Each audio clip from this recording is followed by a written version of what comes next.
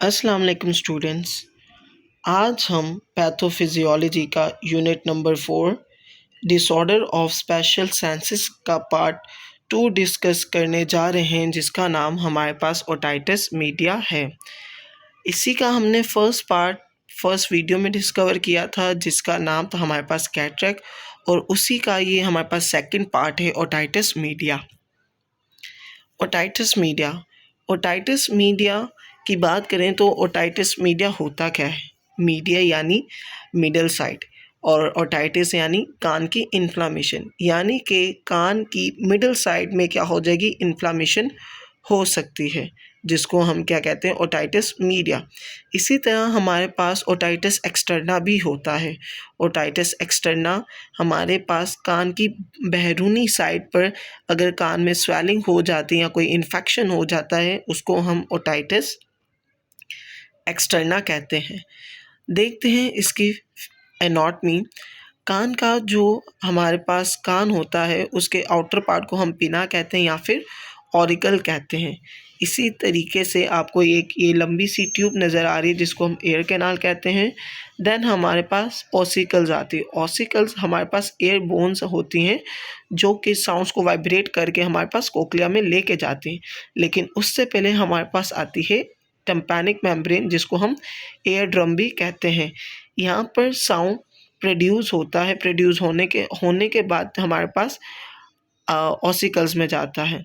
Ossicle के बाद हमारे पास वेस्टिब्यूल कॉक्लिया में जाता है। वेस्टिब्यूल कॉक्लिया हमारे पास एक कान का एक ऐसा पार्ट है, जो कि हमारी बॉडी को बैलेंस मेंटेन रखने में उसकी हेल्प करता है।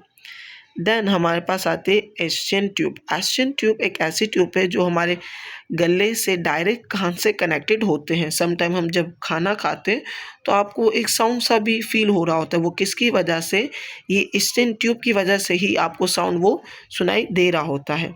देन हमारे पास यहाँ पर फिर एक नर्व आती है, जिसको हम वेस्टिबुलर कॉक्लियर कहते हैं, जो कि यहाँ से साउंड लेके हमारे ब्रेन तक पहुँचाते हैं, और हमारा ब्रेन उसे एनालाइज करके बताता है कि आपको साउंड किस तरीके से सुनाई दे रहा है। Otitis media, inflammation of middle ear. Otitis media हमारे पास मिडल ईयर की इन्फ्लामेशन होती है। Otitis media is an infection of the middle ear that causes inflammation. अभी मिडल ईयर में हमारे पास कोई भी इन्फेक्शन कोज होता है तो हम उसको ओटाइटिस मीडिया कहते हैं। Anyone can develop a middle ear infection, but infants are most commonly affected। जो हमारे पास ओटाइटिस मीडिया है वो किसी भी एज में डेवलप हो सकता है, लेकिन बच्चों में ये बहुत ज़्यादा कॉमन होता है। It can be of bacterial और viral origin. During cold, virus can ascend through the ascent tube to the middle ear and pave the way for bacterial autopathogen that inside in the nasopharynx। अभी जो हमारे पास ये otitis media होता है, ये में भी बैक्टीरिया से या फिर वायरल से ओरिजिनेट हो सकता है, जो कि हमारे पास सबसे पहले ओरिजिनेट कहाँ से होगा, ये हमारे पास हो सकता है एशियन ट्यूब से होते हुए हमारे मिडल एयर तक आ सकता है, और या फिर एशियन ट्यूब से होके हमारे पास मिडल एयर तक आ सकता है, जिसकी वजह से हमें ये इन्फेक्शन कोज हो सकता है। और ये इन्फेक्शन में भी बैक्टीरियल हो या फिर वायरल, इन दोनों की वजह से ये इन्फेक्शन कोज हो सकता है। ओटाइटिस मीडिया आप देख रहे हैं, यहाँ पर बैक्टीरिया की कॉलोनाइजेशन बन गई, यानी कि बैक्टीरिया की फैमिली ग्रोथ कर रही हमारे नेज़ोफैरिंक्स से, और नेज़ोफैरिंक्स से कहाँ चली जाएगी, हमारे एस्चियन ट्यूब से। एस्चियन ट्यूब से होते हुए हमारे मिडल एयर में चली जाती है, जिसकी वजह से हमारा मिडल एयर में इन्फ्लामेशन हो जाती है। ओटाइटिस मीडिया अभी जो आपको कॉलम ए में दिखाई दे रही है, ये आपकी नॉर्मल टिम्पैनिक मेम्ब्रेन है, जिसको हम एयर ड्रम कहते हैं या फिर कान का पर्दा कहते हैं। और ये जो आपको बी दिखाई दे रही है, ये इन्फ्लामेशन हुई हुई, और सी में भी इन्फ्लामेशन हुई हमें दिखाई दे रही है। अगर बात करें कि ये पिक्चर डी में आपको एक ब्लू कलर सी एक ट्यूब दिखाई दे रही है, तो इस ट्यूब का हमारे पास नाम होता है टिम्पैनोस्टोमी ट्यूब। ये टिम्पैनोस्टोमी ट्यूब क्या होती है, हम कान के पर्दे में एक छोटा सा होल करके इस ट्यूब को इंसर्ट कर देते हैं। अब इस ट्यूब का क्या काम होता है कि पीछे से जितनी भी आपके कान में पस वगैरह होती है इस ट्यूब के ज़रिए क्या आ जाती है, बाहर आ जाती है, जिसकी वजह से आपके कान में इन्फ्लामेशन क्या हो जाती है, कम हो जाती है। साइन एंड सिम्टम की बात करें, it is characterise by the presence of fluid in the middle ear. ये तो वैसे डिपेंड करता है कि आपके कान में कितना फ्लूइड होता है और कितनी आपको इन्फ्लामेशन हो सकती है, उस हिसाब से आपको साइन सिम्टम ये अकर हो सकते हैं।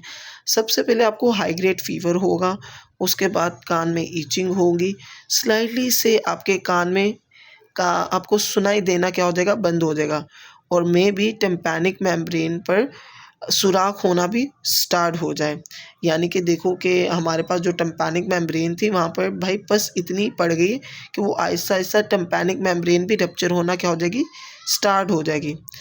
और ज़्यादातर ये इन्फेक्शन किन पर कोज़ होता है, ये हमारे पास 1 साल से लेके 3 साल के बच्चे तक ये मोस्टली होता है। और ये ओटाइटिस मीडिया हमारे पास मोस्टली हर किस्से में मोस्ट कॉमन हो सकता है। ऑटोपैथोजिन यानी कि ये कान में जो इन्फेक्शन होता है वो किन बैक्टीरिया, किन माइक्रो ऑर्गेनिज्म या किन पैथोजिन की वजह से हमें कोज हो सकता है। स्टेप्टोकोकस नमूनियाए और नमूनियोकोकस, ये हमारे पास 3 ऐसे बैक्टीरिया हैं जिनमें एक हमारे पास स्टेप्टोकोकस नमूनियाए हमारे पास बैक्टीरिया होता है जिसकी वजह से कोज हो सकता है, और हमारे पास दूसरा होता है haemophilus influenzae and moraxella catarrhalis are the 3 dominant bacteria otopathogen reported globally. ये ऐसे 3 बैक्टीरिया हैं जिनकी वजह से पूरी दुनिया में माना जाता है कि इन 3 बैक्टीरिया की वजह से हमें कान में इन्फेक्शन हो सकता है या फिर ओटाइटिस मीडिया हो सकता है।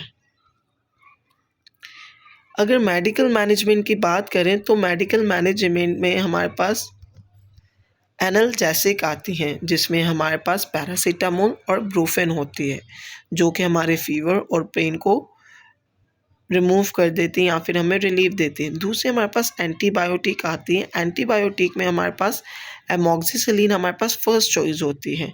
अगर एमोक्सिसिलिन से किसी पर्सन को या किसी पेशेंट को एलर्जी होती है तो हम उसके मुतबादिल हम मैक्रोलाइड्स या सेफेलोपोरिन दे सकते हैं। देन एंटीहिस्टामिन आती है। एंटीहिस्टामिन हम उसे कहते हैं जो कि एलर्जी की वजह से हो रही है। अभी एलर्जी हमने ऊपर बात की थी कि फ़ीवर के बाद पेशेंट को कान में ख़ारिश होती है, तो अगर पेशेंट अपने कान को खुजाएगा, उस खुजाने की वजह से बैक्टीरिया की ग्रोथ और तेज़ी से बढ़ने लग जाएगी क्योंकि वहाँ से टिश्यूज़ रप्चर हो गए। उस टिश्यू रप्चर होने की वजह से बैक्टीरिया की ग्रोथ और रैपिड होना स्टार्ट हो जाएगी। तो इसीलिए हम एंटीहिस्टामिन देते हैं, यानी कि उसको कोई एलर्जी ना हो। एलर्जी नहीं होगी तो वो पेशेंट अपने कान को खुजा नहीं पाएगा। तो इसमें भी हमारे पास कुछ मेडिसिन्स आती हैं जो कि हम एंटीहिस्टामिन में देते हैं। ब्रोमफेनिरामाइड, क्लोरोफेनिरामाइड, सिट्राज़ाइन और हमारे पास आते हैं लोराटाडाइन। ये हम उसमें जब भी हमारे पास ओटाइटिस मीडिया हो तो हम एंटीहिस्टामिन में ये दे सकते हैं। और अगर हम बात करें कि अगर ऐसा काम अगर ओटाइटिस मीडिया बहुत ज़्यादा बढ़ गया है तो हमने टिम्पैनिक ट्यूब से भी जो हमने टिम्पैनिक ट्यूब टिम्पैनिक मेम्ब्रेन में इंसर्ट की थी जिसका नाम था हमारे पास टिम्पैनोस्टोमी ट्यूब, अगर उससे भी रिकवर नहीं होता तो हमारे पास इसमें कान की सर्जरी होती है जिसको हम मायरिंगोस्टोमी कहते हैं। मायरिंगोस्टोमी में आपके कान के पर्दे को दोबारा रिपेयर किया जाता है, जिसकी वजह से आपके कान में जो भी इन्फ्लेमेशन होती है या बैक्टीरिया की ग्रोथ होती है उसको रिमूव कर दिया जाता है। So thank you students, I hope हो कि आपको ये दूसरा पार्ट भी पैथोफिजियोलॉजी का अच्छा लगा होगा। Thank you.